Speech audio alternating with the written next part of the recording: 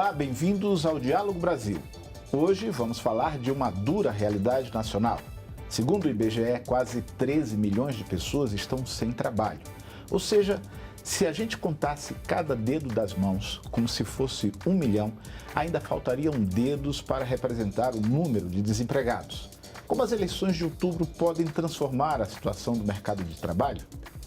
Nós vamos analisar esse cenário com o doutor em economia Flávio Castelo Branco, gerente executivo de política econômica da CNI, a Confederação Nacional da Indústria, e com o doutor em ciência política Alexandre Sampaio Ferraz, técnico do DIESE, o Departamento Intersindical de Estatística e Estudos Socioeconômicos.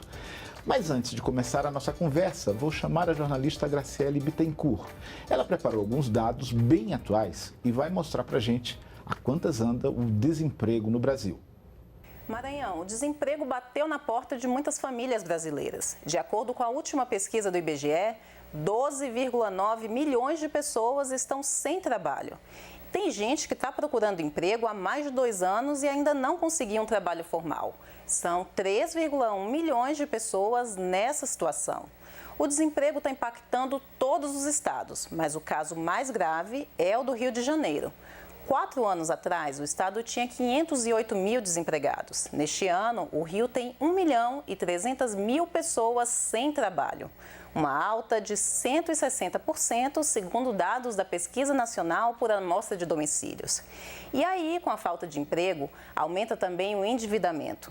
O Serviço de Proteção ao Crédito, o SPC, divulgou que no mês de julho, o total de brasileiros com dívidas em atraso chegou a 63,4 milhões. Para quem está de entrevista em entrevista, buscando uma vaga de trabalho, não está fácil encontrar alternativas. Está todo mundo querendo saber como e quando o Brasil vai voltar a gerar empregos, Maranhão. Os dados que a Graciele nos traz aí são preocupantes, Flávio. Você imagina que a gente tenha um caminho a seguir para enfrentar isso com consequências positivas para a sociedade? Bem, o emprego é consequência da atividade econômica. Quer dizer, as empresas geram novos empregos quando elas crescem, quando elas vendem mais, quando produzem mais e quando principalmente investem mais. Então nós precisamos cuidar do ambiente em que as empresas operam para que nós tenhamos empresas saudáveis, empresas competitivas, que sejam capazes de estar com projetos novos, principalmente, com novas plantas, ampliando as suas plantas, para necessitar de novos recursos e ir ao mercado de trabalho e oferecer essas vagas para a quantidade de pessoas que estão aí à procura de novas oportunidades. Agora, Alexandre, me parece que esse ambiente desenhado pelo Flávio requer um fator essencial chamado confiança. Você acredita que nesse momento é possível ter a confiança de que nós vamos alcançar esse cenário aí desenhado pelo Flávio? Eu acho que um dos grandes desafios do próximo presidente da República é construir esse ambiente de confiança que faça novamente o empresariado poder investir na geração de empregos e na produção. Como o Flávio observou, a gente tem duas variáveis importantes para a geração de empregos, né? De um lado, o investimento, que para mim é a variável central, e é um grande problema que a gente teve foi o tombo do investimento desde 2014, com uma recuperação muito breve em 2016, insuficiente, e logo uma queda novamente. Mas do lado da demanda, nós não tem crescimento possível, porque com 3 milhões de desempregados, com uma massa de trabalhadores, mais de 10 milhões sem carteira assinadas, 23 milhões por conta própria, você não tem mercado de consumo. As pessoas caíram na informalidade e não se vê uma perspectiva desse cenário mudar, é isso? Isso. No período em que houve uma expansão da economia brasileira, houve uma redução da informalidade, certo? Você tem várias causas da informalidade, mas é evidentemente que para reduzir a informalidade você precisa reativar a economia para reativar o mercado de trabalho e ter outras políticas que ajudem vamos dizer, a formalização desse mercado, a capacitação dos indivíduos, a qualificação, a adequação dessa qualificação às novas necessidades em virtude das transformações tecnológicas e das formas de operar. E isso foi interrompido pelas dificuldades que a economia brasileira teve a partir do início dessa década, principalmente, né? Quer dizer, o desequilíbrio fiscal terminou gerando uma forte contração da economia, né? Como disse aqui o Alexandre, o investimento se recuou profundamente, nós tivemos uma queda aí por volta de 30% do investimento, você tem uma capacidade ociosa elevada e precisamos reativar essa economia. A confiança é um elemento fundamental, mas a confiança quer dizer com perspectivas de que a economia volte nos trilhos novamente. A mudança de governo sempre é um momento em que essas expectativas, essas novas vamos dizer, crenças no futuro, nova confiança pode se instalar. Evidentemente que eu digo, tem que ser com políticas que façam com que o setor privado, o empresário do setor privado se sinta estimulado a novamente procurar o investimento, a oferecer novas oportunidades em termos do mercado de trabalho. Precisamos, então, desse ambiente de confiança, amigável para as empresas operarem e principalmente vamos dizer, retirando algumas das obstruções, das dificuldades que a economia brasileira ainda apresenta. O custo de produzir ainda é muito alto no Brasil, certo? Considerando isso, houve aí recentemente várias tentativas, quer dizer, não se ficou parado. O que é que não funcionou? Por exemplo, havia uma expectativa de que a reforma trabalhista pudesse mudar um pouco esse cenário. O que é que não funcionou? Ou, pelo contrário, o que é que precisa funcionar para que a gente saia desse estado de estagnação? É difícil imaginar que a reforma trabalhista fosse entregar o que ela prometeu, né? A variável central é o investimento. E a reforma trabalhista não mexe nessa variável, né? Não cria esse ambiente. Na verdade, a reforma trabalhista possibilitou várias formas novas de precarização do trabalho, sem gerar nenhum emprego. Eu acho que com as leis antigas que a gente tinha, né, que deveriam ser e devem ser atualizadas, mas nós tivemos muita geração de emprego durante uma década e tivemos uma formalização significativa da mão de obra. Não era esse o entrave para a geração de emprego.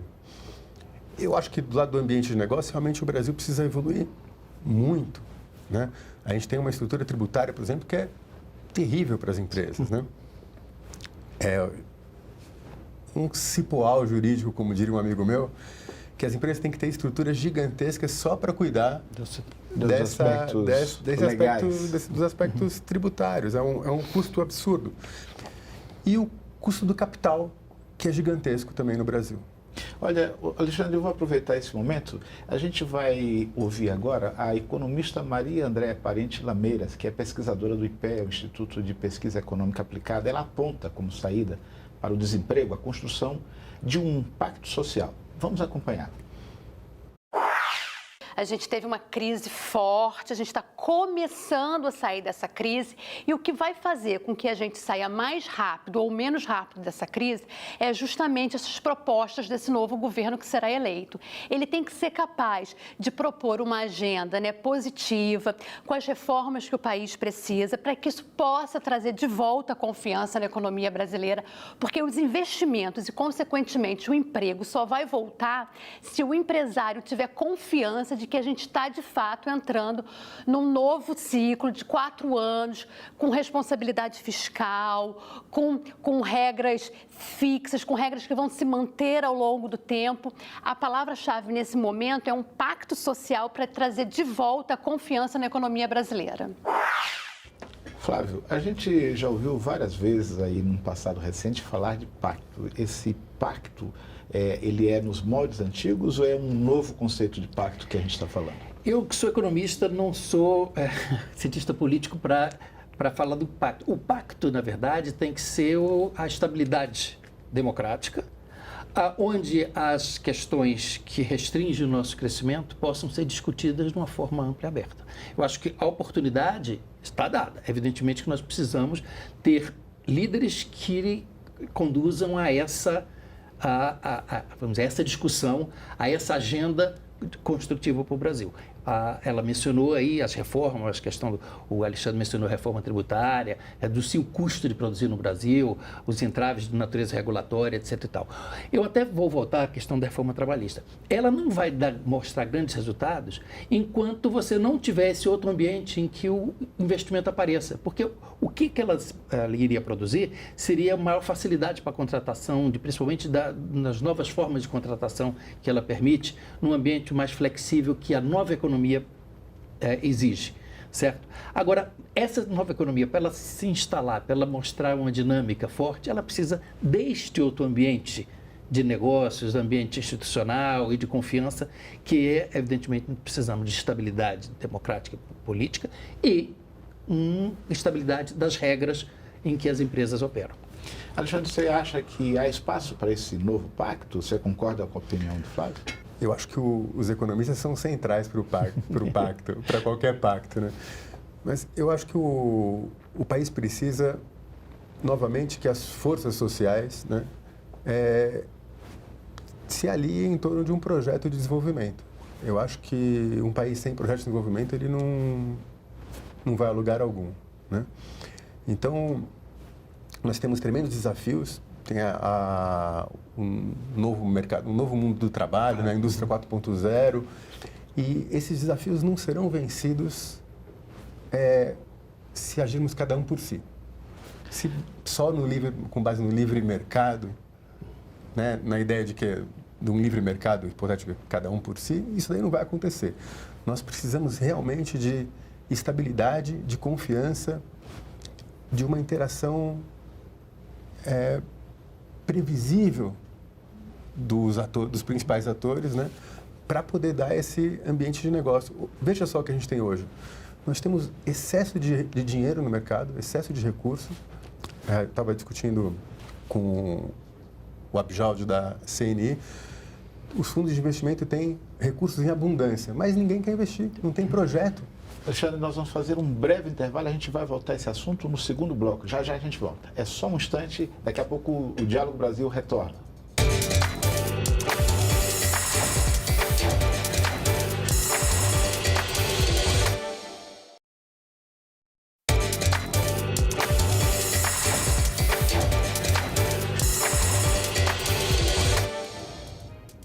O Diálogo Brasil está de volta com a conversa sobre o desemprego crescente no país. Alexandre, antes da gente fechar o primeiro bloco, você dizia que há recurso. Quer dizer, não é falta de recurso, é falta de segurança para fazer esse recurso produzir um cenário diferente? Exatamente. Há recurso, há abundância de recurso. Apesar dele ser um recurso caro, né, o empresário brasileiro está numa desvantagem tremenda com o empresário lá fora, por isso que muitos brasileiros têm procurar abrir empresas fora, né? Porque o custo do capital é muito mais baixo. Há abundância de mão de obra, mas não se investe. Não se investe porque não existe essa segurança. Infelizmente, o Brasil entrou numa espécie de um conflito inacabável, como se não estivéssemos todos no mesmo barco, como se a gente pudesse abdicar desse país, né? E pensar só em nós mesmos. O empresário hoje, para o empresário, é mais racional manter o recurso dele em títulos públicos, manter no mercado financeiro, do que aplicar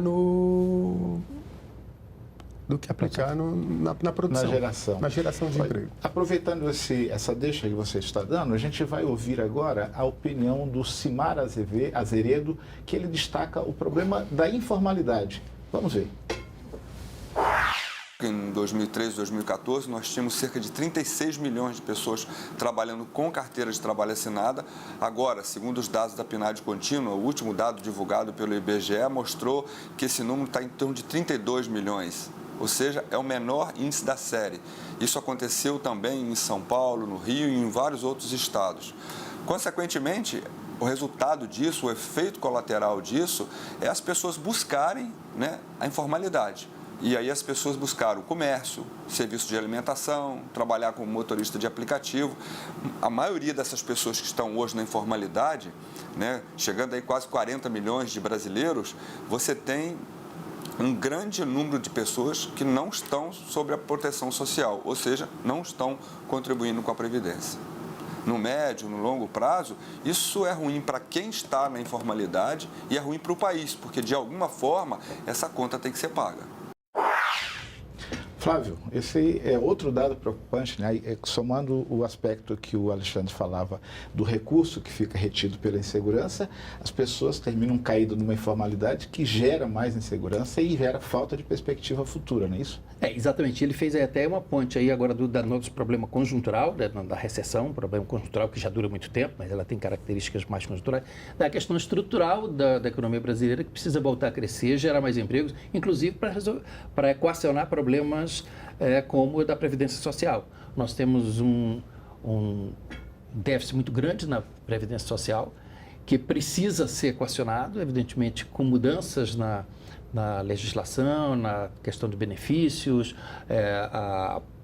por exemplo, a introdução de uma idade mínima, o brasileiro se aposenta bastante cedo, mas precisamos também que o país retome o ritmo de crescimento e faça com que as pessoas entrem no mercado formal, esse mercado que contribui para a Previdência Social, que financia a Previdência Social. Porque senão a saída para a informalidade é péssima, porque ela drena, inclusive, os recursos que a própria Previdência Social precisa para equilibrar suas contas. Alexandre, a gente falava um pouco antes do programa conversar sobre a questão do esgarçamento do tecido social. As pessoas estão desesperançosas, há um número muito significativo de pessoas que desistiram de procurar emprego. Isso é uma questão central que precisa ser atacada? Isso é uma questão central. O Brasil não tem gerado emprego, é pífio geração de emprego e a precariedade no mercado de trabalho e o desalento é terrível para a sociedade.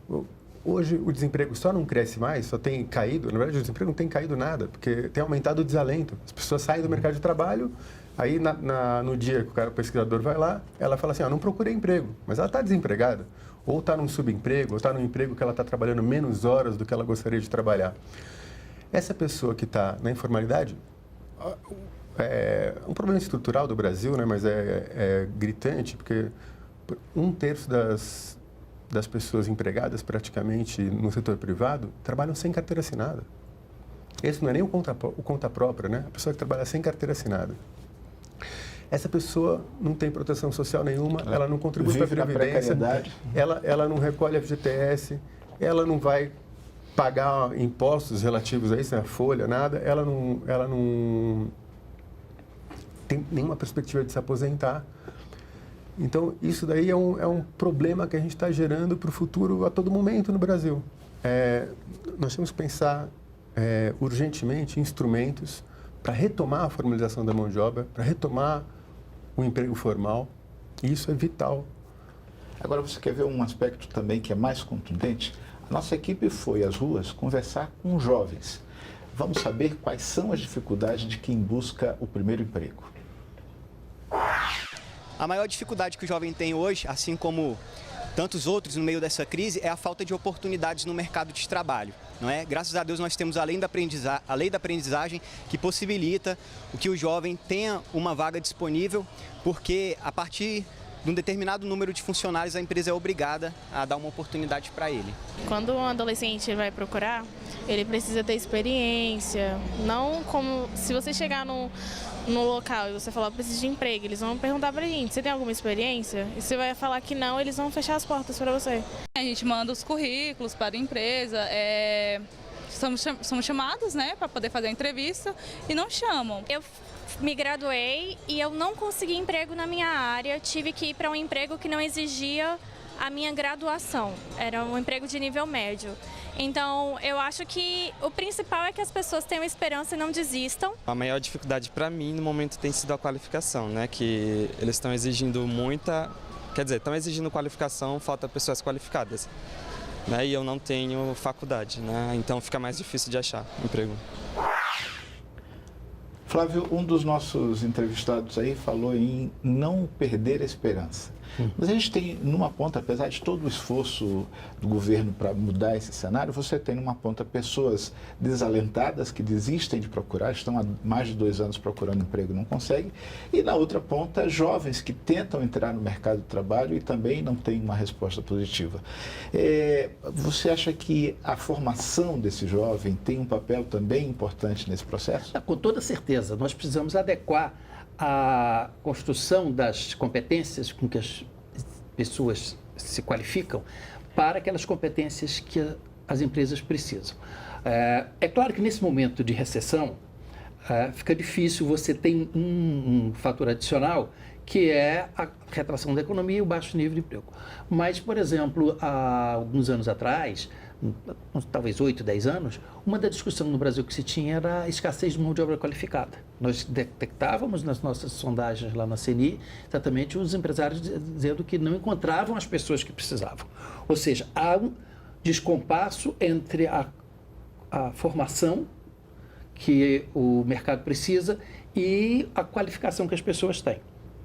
É claro que isso, no momento, ele é sobrepujado pela recessão, que faz com que não haja demanda por mão de obra, mesmo a qualificada, que encontra dificuldades de se posicionar, como a entrevistada colocou. Agora, nós temos que pensar, no caso da educação, a longo prazo, porque o Brasil vai voltar a crescer, com certeza, não sei se já no ano que vem, mas em algum momento vai voltar a crescer, e à medida que o crescimento se acelerar, a questão da qualificação da mão de obra vai aparecer.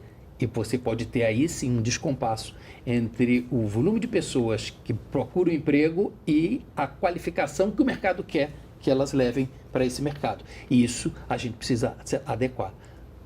As escolas, a educação básica, as escolas de formação, técnicas, precisam desenvolver as competências que o mercado, que as empresas precisam, que vem mudando com a tecnologia e com as formas de gestão. Para partindo do raciocínio que você faz de que não há crise que dure para sempre, a gente está às vésperas de uma eleição nacional. Do que a gente tem visto em termos de propostas para enfrentar esse problema? Você acha que a gente tem boas propostas? Os candidatos estão tratando isso com um nível além da superficialidade, ou a gente está batendo na mesma tecla sempre? O meu pressentimento, não sei o do Flávio, mas é que os candidatos ainda mostraram pouco das propostas concretas que eles têm para estimular o desenvolvimento e a geração de emprego.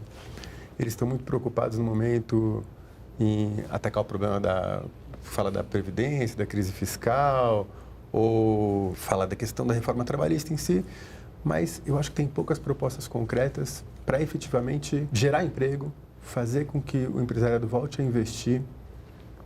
Na minha visão, por exemplo, a crise fiscal ela não é central nisso. Atacar a crise fiscal pode ser contraprodutivo para o crescimento.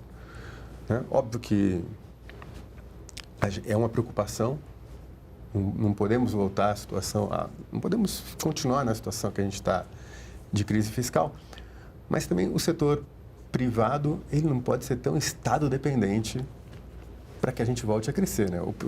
A gente fala, o Estado cresceu demais, mas na verdade é que estamos com capacidade ociosa, o Estado não pode investir, por que o setor privado não investe?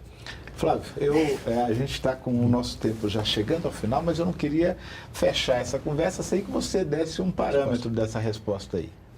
As empresas não investem porque elas estão ainda com as perspectivas negativas em relação ao futuro, pelo menos ao curto e médio prazo. Né?